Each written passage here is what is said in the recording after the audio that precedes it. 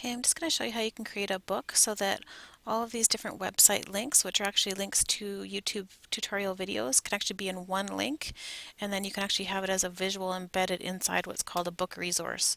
So to do that, I'm just going to scroll down to the bottom of this topic area and go to Add an Activity or Resource. I then go down to the resource section where I can find the book, and I click on Add. And then once I've added that, then here I give the book a title. So these are tutorial videos, so I'm just going to call it that. For simplicity's sake, you can always go in and change this later in French. So this would be self-help for students.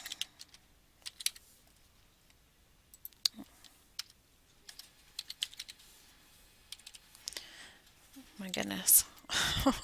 Okay, and chapter formatting. So this allows the chapters to be by number. So each of the videos are actually going to have their own chapter.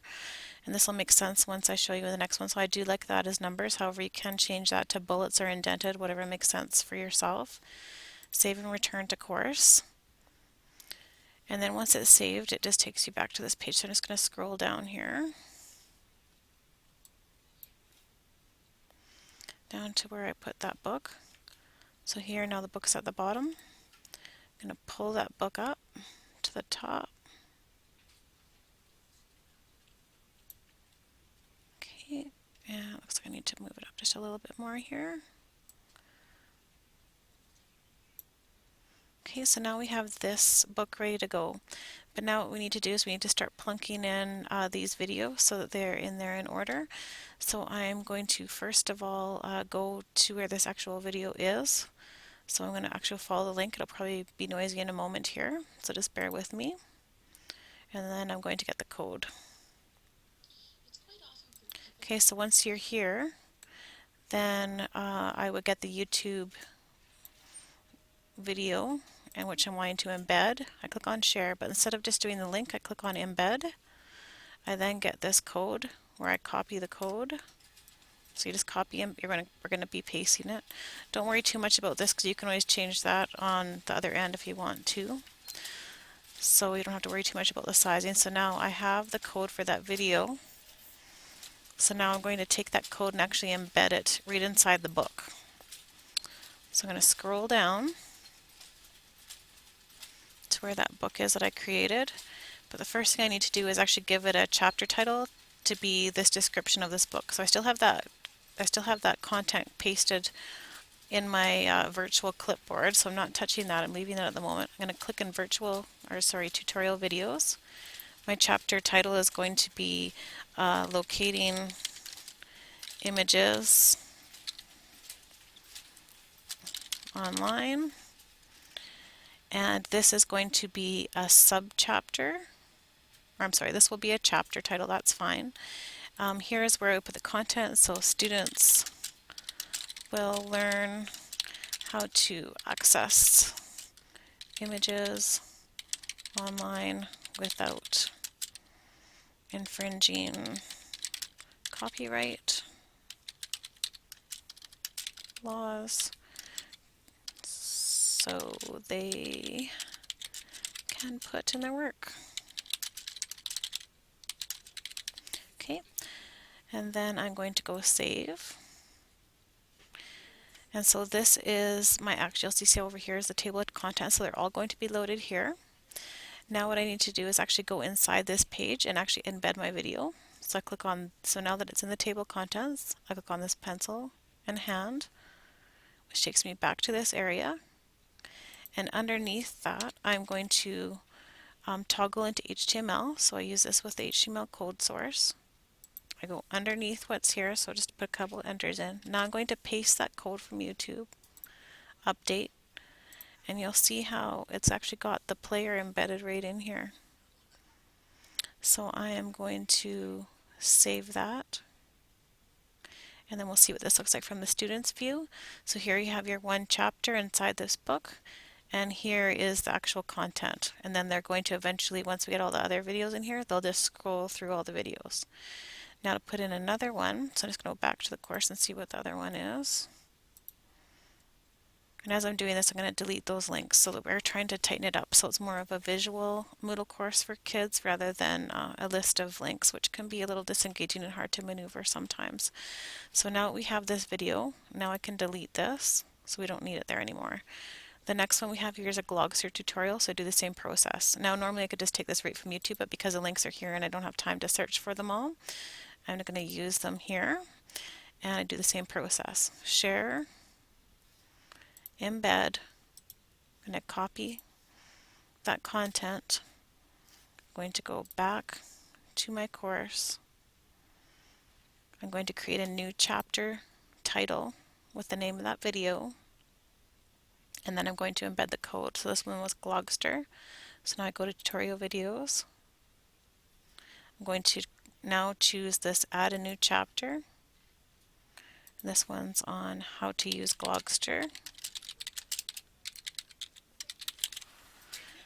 And here again, I can put a little sentence to describe what it is if I want, or I can just put the video in. Here I'm just going to put the video in, so I toggle HTML editor, update, save changes. And now you can see how the first book, or the first chapter has the first video, second chapter has the next one, and I could just progress through with the arrows. So now it's becoming very streamlined and looks a little bit neater on the page. So again, I'll do one more, and then I'll let you finish the other ones that are there so you get the hang of it also. So I'm going to scroll down. And because I now have this Glogster one, I'm going to delete it. I don't need it anymore. And here's the last one I'm going to do. So Google presentation tutorial. So again, I get that link. I scroll down. I get the share button. I want to embed. Usually I take that off. Especially with students, because you never know what those videos are going to be afterwards, so I forgot to mention that before. So usually uncheck that, otherwise you're not sure what the related videos might be, and sometimes they're not always appropriate. Copy that code. I go back. I scroll back down to my book. Tutorial videos. I create a new chapter by adding the plus sign. Once you have the first one there, you just get these little red plus signs to add. And this one's called using Google presentations. I toggle the HTML. I paste the code in. I update, save changes. Okay, and you can see how now I can progress back through the pages, etc. And I'm building a table of contents. So let's just see what that looks like from the student standpoint. Okay, so I have that there. So I'm going to scroll down. Computer's slower than I talk. Okay, and I'm going to get rid of this. So you can see how that's creating a much neater page.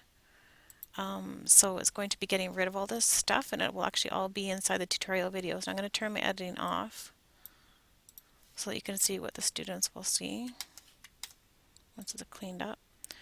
Okay, so the students will come in, they go to click on tutorial videos. Here they'd have 1, 2, 3, they'd have all their tutorial videos here, and they could progress through them this way. So you just see how it's a much neater approach.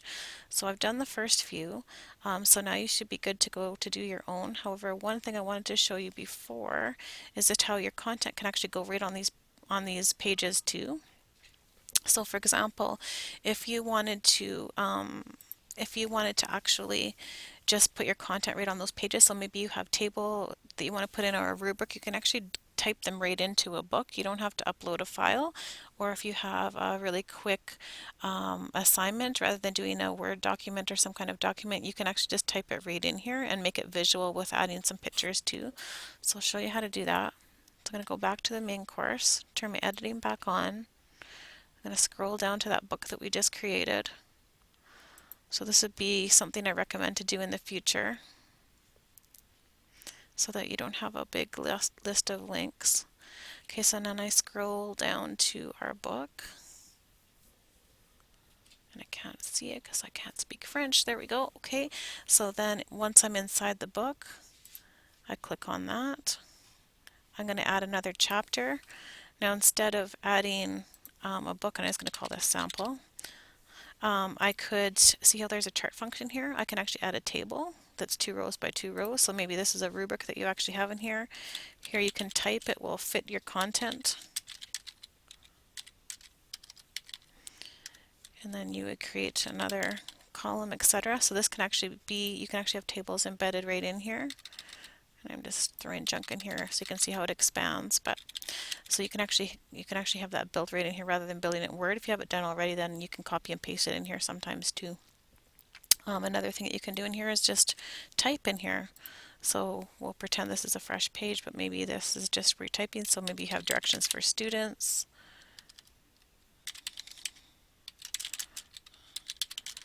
Background information, whatever it might be.